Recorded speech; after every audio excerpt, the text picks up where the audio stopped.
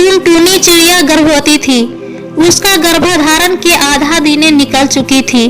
वह अपनी गोद भराई की रस्में लेकर चिंता में थी। उसकी सास सुनवंती चिड़िया ने अभी तक उसकी गोद भराई के बारे में कोई बातें नहीं की थी।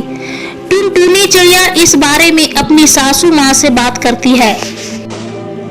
अम्मा जी, मेरी माँ का फोन आया था। वो गोद भराई की रस्में के बारे में पूछ रही थी। वो गर्भ की आधा दिने। हाँ, मुझे सब पता है। गर्भ की आधा दिने निकल चुकी है, पर एक गोद भराई की रस्में कर फालतू खर्चे नहीं कर सकती मैं। तेरी माँ ने तो फोन कर दिया, गोद भराई करनी है। बहुत चालाक है तेरी माँ।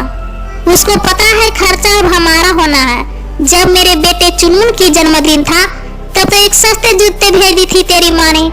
पिछली दशहरा में सस्ते मिठाई भेजी थी। अब गोद भराई के लिए तुझे बार बार फोन कर रही है।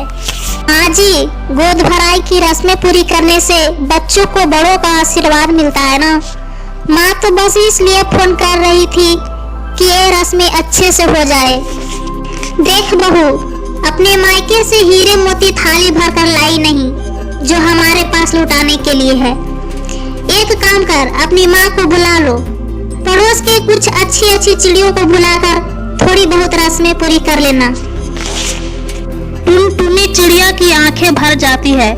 अलग से पेड़ पर जाकर सिसक सिसक कर रोती है। 5 दिन बाद गोद भराई की रस्में है। टुनटुनी अपनी सास सुनवंती चिड़िया से बोलती है। जी, मेहंदी वाली का फोन आया था, उसे बुला लूं? मेहंदी वाली? उसे क्यों बुलाओगी? वो कल गोद भराई का फंक्शन है ना, तो मैं अपनी पंखों पर मेहंदी लगवा लेती। कोई जरूरत नहीं है मेहंदी वाले को बुलाने की। फालतू के पैसे खर्च करने के लिए तैयार रहती हो। जंगल में मेहंदी का पेड़ है, उसी मेहंदी के पेड़ के पत्ते ले आ और पत्ते को सिलबट पर पीस ले और अपनी पंखों पर रंग लो। और हाँ, मेरे ट्रंक में जो बनारसी साड़ी है उसे कल तुम पहन लेना। बिल्कुल नई साड़ी है, मैं नहीं पहनती उस साड़ी को। भारी साड़ी है, तुम्हारी काम आ जाएगी। टुनटुनी चिड़िया खुद ही तैयार होती है। उसको मेहंदी लगाने के लिए और फूलों को सजाने के लिए कोई नहीं थी। तभी उसकी सास सुनवंती चिड़िया आवाजें लगाती है। अरे, कितना सजना संवरना हो रहा है। अभी रसोई घर में खीर पूरी हलवा भी तो बनाना है। अब घर में हलवाई तो लगा नहीं जो तुम आराम से तैयार हो रही हो। सुनवंती, तुम कहो तो मेहमानों के लिए बाहर से खाना मंगवा लेते हैं। हाँ माँ, मैं अभी दुकान में फोन करके सब नाश्ते मंगवा लेता हूँ। ये देखो, बड़े आए दोनों बाप बेटा तरकीब देने।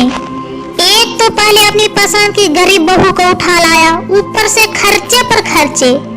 मेरी जब गोद भराई हुई थी तो मैं और मेरी सासू माँ अपने से रसोई घर में सारी चीजें बनाई थी।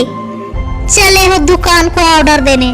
पंती चिड़िया अपने पति और बेटे से बातें ही कर रही थी कि उसकी बेटी सोनी चिड़िया और उसके सास चली आती है। सोनी चिड़िया अपनी भाभी टुनटुनी चिड़िया को लेकर किसी सुंदर पेड़ पर लेकर चली आती है। सारी चिड़िया मिलकर गोद भराई की रस्में शुरू करती है। सभी चिड़िया टुनटुनी चिड़िया की आंचल की गोद में फल, मेवा, मिठाई और नारियल रख रही थी और होने वाले अंडे की शुभकामनाएं दे रही थी। भाभी, अब जल्दी से अंडे हो जाए और अंडे से प्यारा गुड्डा या गुड्डी हो जाए।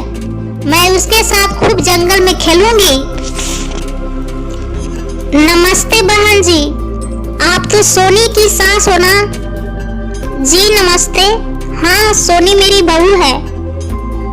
आपकी बहू को अभी तक बच्चा नहीं हुआ? बहन जी, हमारी ऐसा नसीब कहाँ। लगता है ये भाभी के बच्चे के साथ खेलती रहेगी। आपने तो पैदा की नहीं, पता नहीं कौन कमी के साथ हमारे घर में आई थी। 5 साल शादी के हो गए, अब तो सारे डॉक्टर ने भी कह दिया है कि इसके बच्चा नहीं होगा। अपनी सास की बातें करता देख सोनी चिड़िया के आंखों में आंसू भर जाती है, लेकिन अपने मायके में थी इसलिए कुछ बोल नहीं पाई। टुनटुनी चिड़िया अपने ननद रानी सोनी को देख रही थी। सोनी चिड़िया सबसे नजरें बचाकर दूसरे पेड़ पर चली जाती है। सोनमती चिड़िया इस बात से अनजान थी कि उसकी बेटी की सास वहां बैठी सबके बीच सोनी की बुराई कर रही है। सोनमती चिड़िया ने बस टुनटुनी चिड़िया की माँ को देख रही थी। सोनमती ने बहुत कंजूसी से टुनटुनी चिड़िया की गोद भराई की रस्में पूरा की थी।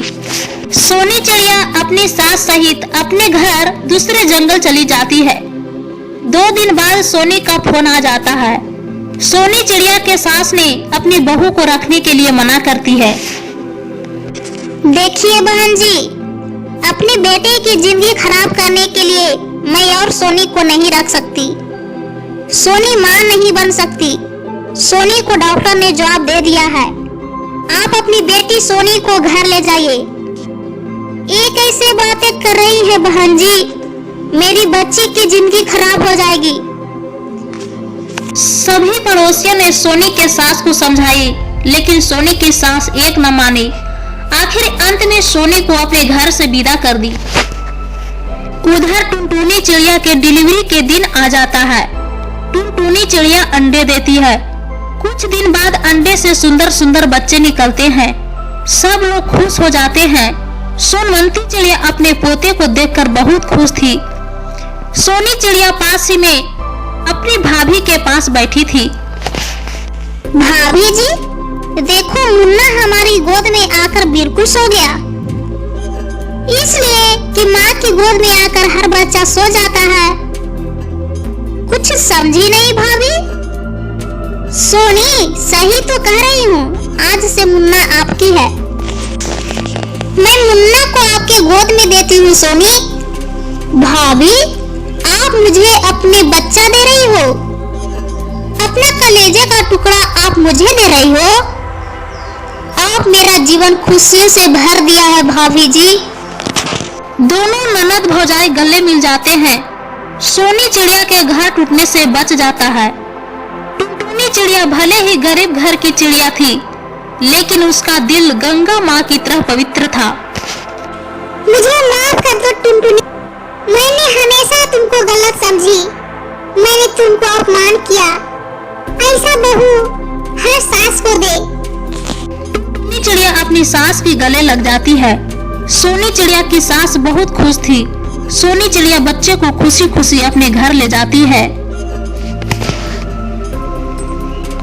टुनटुनी चिड़िया के फिर से जुड़े बच्चे हो जाते हैं और टुनटुनी चिड़िया अपने घर में खुशी खुशी रहने लगती है। अगर यह कहानी अच्छी लगी तो कमेंट में जरूर लिखें तथा साथ में मेरे चैनल को लाइक एवं सब्सक्राइब जरूर करें।